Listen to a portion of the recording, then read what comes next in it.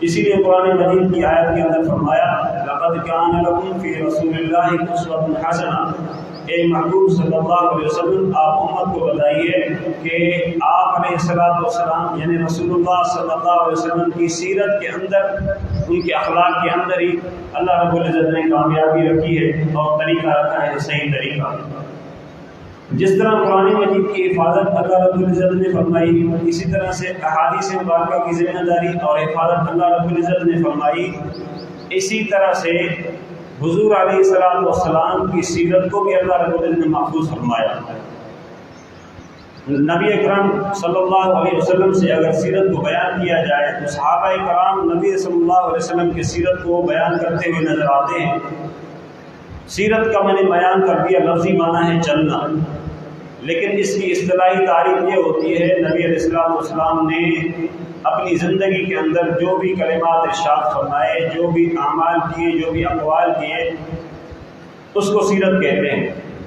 احادیث کے اندر اور کتابوں کے اندر سیرت اور حدیث کے اندر فرق نظر آتا ہے، اور تھوڑا سا فرق وہ یہ آتا ہے کہ جو محدثین ہوتے ہیں وہ حدیث کے اندر اس طرح سے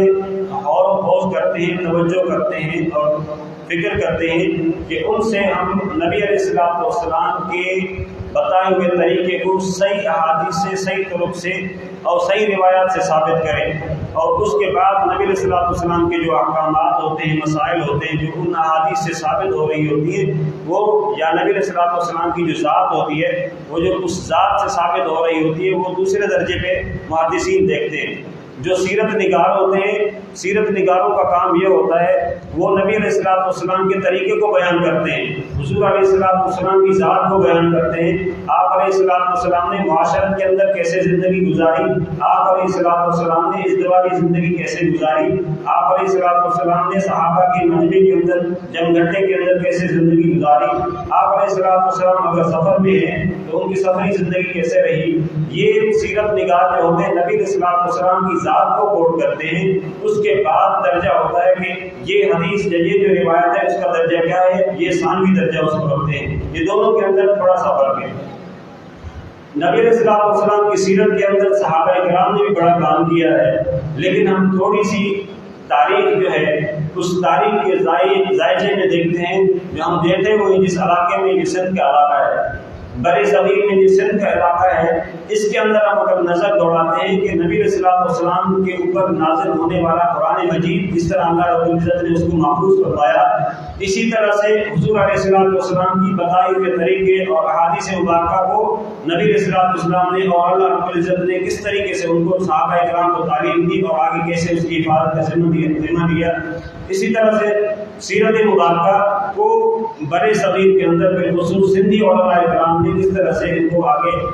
نبی علیہ السلام کی سیرت کو بیان فرمایا۔ من جملہ بر صغیر کے اندر جو دور گزرے ہیں سیرت کے حساب سے وہ 3 دور گزرے۔ آپ اگر توجہ کریں گے تو پوری سیرت کا خلاصہ جو ہم بر صغیر میں بالخصوص سندھ کے اندر پڑھتے ہوئے آ رہے ہیں وہ ہمارے ذہنوں میں بالکل جم جائے گا اور بیٹھ جائے گا کہ بالکل نبی علیہ السلام کی جس طرح اور تعلیمات کا ذمہ اللہ پاک نے لیا ہوا تھا، جس طرح قرآن مجید ہے اور احادیث مبارکہ ہے، تو حضور صلی اللہ علیہ وسلم کی سیرت بھی اس طرح محفوظ رہی ہے، ہمیں ذہن کے اندر یہ بات بیٹھ جائے گی۔ سب سے پہلے جو دور رہا ہے جو جیسے سندھ فتح ہوئی، محمد بن قاسم رحمۃ اللہ علیہ نے جیسے سندھ کو فتح کیا، 99 صدی اور 100 صدی کا دور ہے، یعنی پہلی صدی، اس کو صدر اسلام کہتے ہیں۔ اس دور کے اندر ایک محدث تھے، ان کا نام تھا ابو معشر نجیح السندھی رحمۃ اللہ علیہ۔ وہ سندھ کے تھے، انہوں نے سندھ کے اندر رہتے ہوئے نبی علیہ السلام کی سیرت کو لکھا اور بیان کیا آگے۔ اتنا لکھا اور بیان کیا اس وقت کے بڑے بڑے علماء کرام اور بڑے بڑے فقہاء کرام اور صحابہ کرام سے تعلیم یافتہ جو تابعین تھے یا صحابہ کرام میں سے کچھ صحابہ کرام موجود تھے، ان کا نام بھی سیرت کے اندر آتا ہے، لیکن انہوں نے سیرت کو اس انداز سے بیان کیا اور اس کے اندر کام کیا، تاریخ نے اس سندھی کو برقرار کر لیا، اس سندھی علماء کرام سے اس امام کو ائمہ کو محفوظ کر لیا۔ اس کا نام تھا ابو معشر نجیح السندھی رحمۃ اللہ علیہ۔ دوسرے نمبر پر اگر ہم دیکھیں اس کے بعد تھوڑے عرصے کے بعد ایک اور سندھی علماء کرام آتے ہیں، عالم دین جس کا نام ہے عبد الرحمن، جو مشہور ہے امام اوزاعی رحمۃ اللہ علیہ کے نام سے۔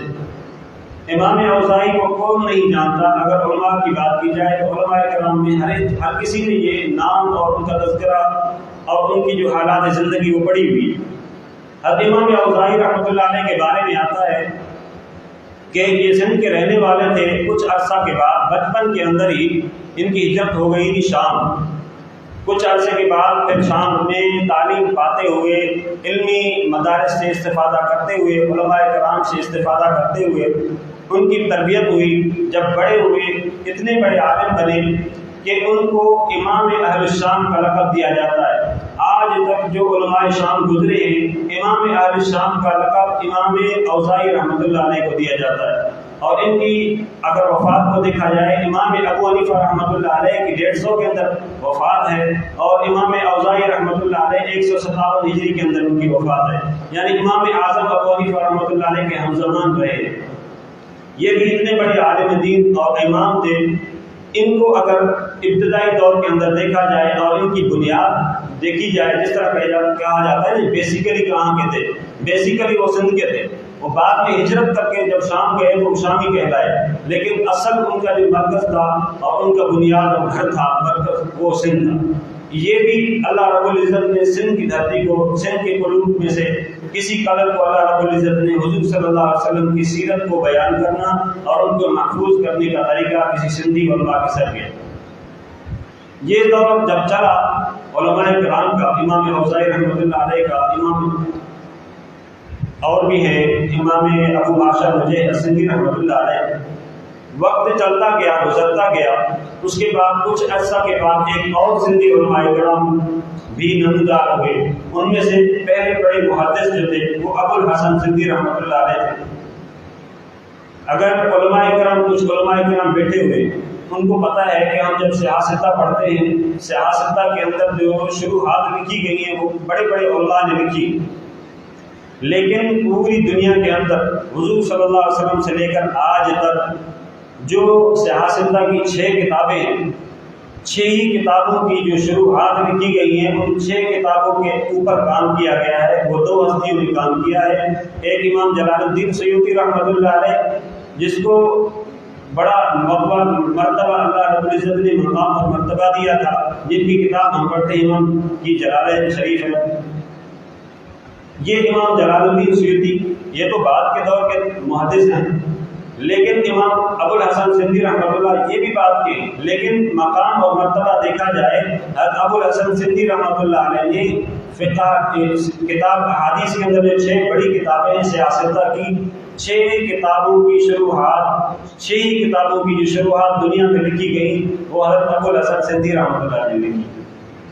اللہ رب العزت نے دنیا کے اندر جو قبول کیا ہے سندھی علماء کو، اتنا بڑا قبول کیا ہے دین کے اندر۔ اس کے بعد اگر ہم نظر دوڑاتے ہیں، یہ جب دور تھا